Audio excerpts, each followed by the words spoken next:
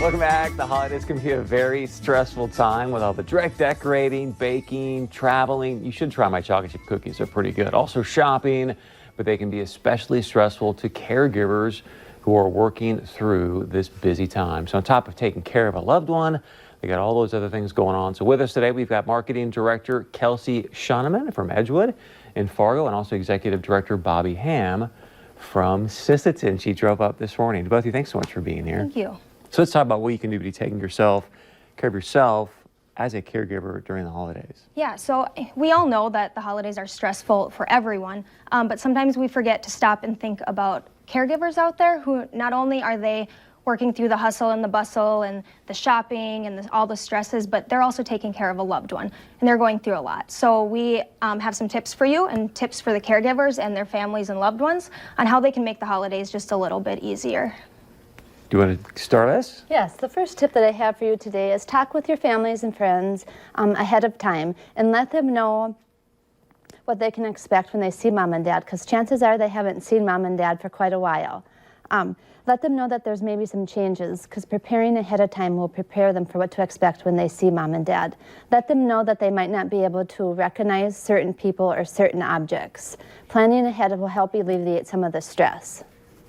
So speaking of mom and dad too, I think about your traditions, streamline your traditions, and you don't want to take those traditions away from your family, but I think, have a call or have a meeting with your family ahead of time and just let them know, like Bobby said, let them know of the changes and talk through how you can kind of modify your traditions to make things just a little bit easier. Can you give me some examples? What do you mean specifically? Yeah, so sometimes for people who are struggling with Alzheimer's or, kind of having that decline, big groups, it's hard for them. So if your family is used to having big family gatherings and having everybody and all the grandkids and just the loudness and the music, and you might just have to tone that down a little bit and talk with your family about that ahead of time.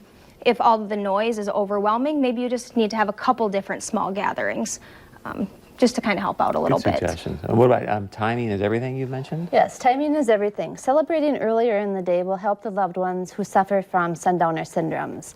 And be open and honest about it. If there's symptoms that they have more prompt times a day, celebrating earlier will help alleviate some of those symptoms.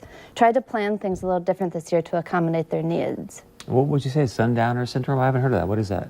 Sundowner syndrome can be some more emotions and more behaviors that arise later in the day. Usually they have their best times earlier in the day, in the morning and early afternoon. Or if you're celebrating later in the evening, sometimes some of those emotions can get out of hand. Oh, good tip. Thank you. I think it's hard for families because they don't always know what sundowner syndrome is, and so I don't think that they realize that timing really is everything. And you might have to, like I said with traditions, you might have to just swap up the time a little bit, help the caregiver out. Let's talk about what you guys also have as far as sort of an opportunity to bring people to a place for a day, help out, support each other, really. Yeah, so I would recommend that caregivers look into adult day services in their communities. We have one in Fargo in our secured memory care where caregivers can actually bring their loved one in and their loved one can act as a resident just for the day. Our hours are 8 to 4, but other places, we'll work with you, and some will stay overnight, but they can actually partake in our activities, our meals. We have a separate room set up for them, so if they need to come in and rest, just kind of kick back for a little bit, hang out. We have showers for them. We can do all of their cares for them while they're here, so the caregiver can, take off, go have some or go get some coffee, get some shopping done. Yeah. So what's a website, phone number? How can people get a hold of you? Yeah, you can reach us at edgewoodhealthcare.com or 701-365-8200. Thanks for being here, you guys. Thank you. Merry Christmas.